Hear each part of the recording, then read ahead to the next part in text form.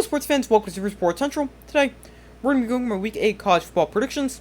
So last week I had a record of 15-3, and that brings my record on the season to 116-19. Kicking things off this week with Oklahoma hosting UCF. So this could actually be a decent game. We will see two great quarterbacks go head-to-head. For Oklahoma, quarterback Dylan Gabriel faces his former team. And for UCF, they've got a great quarterback as well in John Rice Plumlee, who returns from a knee injury, which forced him to miss 3 games. All of those were UCF losses. But the return of John Rice Plumlee should definitely help the UCF offense, but it won't help their defense, which is allowing a little under 30 points a game.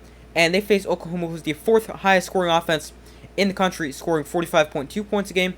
So I think UCF will be competitive for a good portion of this game, but Oklahoma's offense will just be way too much, and Oklahoma gets the win by a score of 45-24. Up next, we got Navy hosting Air Force. So this is one of those games that could go either way because both teams are triple option teams. Now the difference in these two teams is Air Force is having a great year and they can stop the run as well. They allow just 77 rushing yards per game, which is 6th best in the country. While Navy's run defense isn't awful, but it's not nearly as good as Air Force.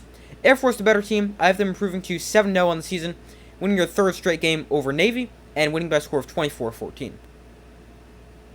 Up next, we've got Ohio State hosting Penn State. So this is a really tough game to predict. Both teams have gotten off to a great start so far this season, and both teams have been led by great defensive play, as these are the 2nd and 3rd best scoring defenses in the country. Penn State allows 8 points a game, and Ohio State is allowing 9.7 points a game. This could truly go either way. I think Ohio State is the better team, but it's not a great matchup for the Buckeyes, because Penn State is a team that wants to run the football, and Ohio State has been beaten by Michigan each of the past 2 years because of Michigan's ability to run the football. Now, I think Penn State could be another team able to run the football against Ohio State, because eventually they're going to be able to wear down the Ohio State defensive front and run the football similar to what Notre Dame did earlier this season against the Buckeyes. But I'm going to pick Ohio State to get the win for a few reasons. One is I think their passing attack is better with Kyle McCord and Marvin Harrison Jr. And 2, this is the first big game for Drew Allar as starter for Penn State, and he's going to a very difficult place to play. And I have not been impressed with Drew Allar at all so far this season, so I don't trust him to take enough big plays for Penn State to go get the win. And Ohio State gets the win here by a score of 27-21. But this is a game that could truly go either way. Up next, we got Missouri hosting South Carolina. So South Carolina's been very disappointing so far this season. They're only 2-4, and they're now playing a surprisingly good Missouri team. South Carolina's defense has given up 41 points in back-to-back games, and now they have to try to stop Brady Cook and Luther Burden, who is 3rd in the country in receiving yards. And South Carolina has the worst pass defense in the country, so that is going to make this another long game defensively for South Carolina, and Missouri will win this one by a score of 38-28. Moving on, we've got Oregon hosting Washington State. So both teams are looking for a bounce-back win after tough losses a week ago. Oregon is coming off a tough loss to Washington, and Washington State was demolished by Arizona, losing 44-6. And they've also lost 2 straight after they lost to UCLA the previous week. Now, a big reason Washington State has dropped their last 2 games is because teams have been able to stop Cam Ward in their passing offense. And while Oregon did allow over 300 passing yards to Washington last week, they held the Huskies well under their season average for passing yards, and they still have a great pass defense, allowing just 180 passing yards per game. So I think Oregon is able to bounce back from their loss against Washington and stop the Washington State pass offense, and Washington State drops their 3rd straight game, and Oregon wins this one by a score of 41-20. Up next, we got Alabama hosting Tennessee. So Alabama's looking for revenge on Tennessee after Tennessee got the upset win last year, but this season's game is going to be a lot different from the game we saw last year, which ended 52-49. Both teams are great defensively this year, and their offenses have struggled mightily. Tennessee has been able to run the football. In fact, they run for 231 rushing yards a game, which is top 10 in the country. And Alabama's defense is good against the run, as they allow a little over 105 yards per game on the ground. Now, if Tennessee is going to win this game, they're going to need a big game from quarterback Joe Milton, and he has not been great so far this season. But this is a game that could go either way. Tennessee is going to need to get on the board early, quiet down the Alabama crowd. But I just don't really trust the Tennessee offense, especially if they're not able to run the football. I was a huge Joe Milton fan coming into the season, but he has not been impressive, and I'm going to take Alabama with the win. I think they've been a bit better so far. They're home, and they're going to get the win in a defensive battle by a score of 24-20. Next game, we got North Texas visiting Tulane. So Tulane has been great this season. They're 5-1, and their one loss is to Ole Miss. And in that game, Tulane was without their starting quarterback, Michael Pratt. Both offenses can score the football here, so this is going to be a higher scoring game. But North Texas is allowing 35 points a game, and with that defense, I just don't trust them to get a win, because Tulane's got a good offense as well, led by a great quarterback, Michael Pratt, and Tulane's home here, they're going to get the win by a score of 41-27. Next game, we've got Iowa hosting Minnesota. So this game might actually end like 7-3. Minnesota's offense is terrible, scoring just 21 points a game, and they face an elite Iowa defense that allows just 15 points a game. Now, Minnesota's defense isn't great, allowing 26.7 points per game, but we were talking about the Iowa offense here. Iowa's offense is terrible, scoring just 20 points a game.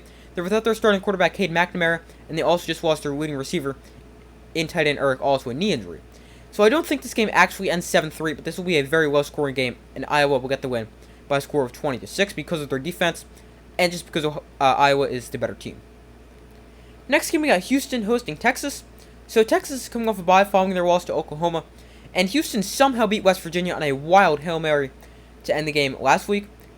Now, Texas has a very good offense, and the Houston defense is not great, especially their run defense, which allows over 160 rushing yards per game. And Texas has been very effective running the football. Jonathan Brooks is having a monster year with 726 rushing yards, which is tied for 9th in the country, plus he's averaging over 6 yards a carry. Texas is the better team here. That will show as they will defeat Houston in their first matchup since 2002, and Texas wins by a score of 38-14. Up next, we got Virginia visiting North Carolina. So North Carolina has actually been an underrated team so far this year. They're 6-0 and coming off a big win over Miami.